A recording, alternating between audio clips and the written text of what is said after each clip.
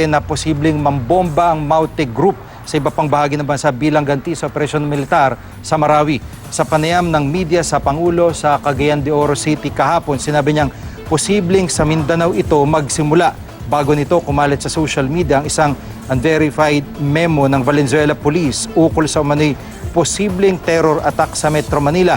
Pero nauna nang sinabi ng PNP na hindi pa nabe-verifika ang laman ng memo. Gayunman, tiniyak ng Pangulo na ginagawa ng gobyernong lahat para mapigilan ang anumang planong pag-atake. So we have to keep watch and control the movements as yet.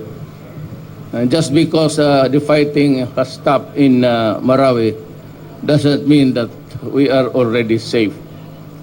One of these days, they will go into bombings. It could start in Mindanao. Kasi dyan sila, a lot of Muslims there. I will deal with them harshly.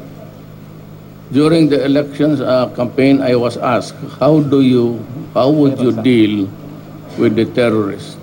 And my answer was, harshly. Pumayag naman ng Pangulo na isakay sa presidential plane patungo Maynila ang siyam na sugatang sundalo na binisita niya sa Cagayan de Oro City. Kabilang sa mahigit 70 sundalong nasugatan sa bakbakan sa Marawi na dinalo ng Pangulo sa Camp Evangelista sa Cagayan de Oro. Ayon kay Brigadier General Instituto Padilla ng AFP, patunay lang ito na tinutupad ng Pangulo ang kanyang pangako na ipahiram ang presidential plane kung kailangan ng mga sundalo.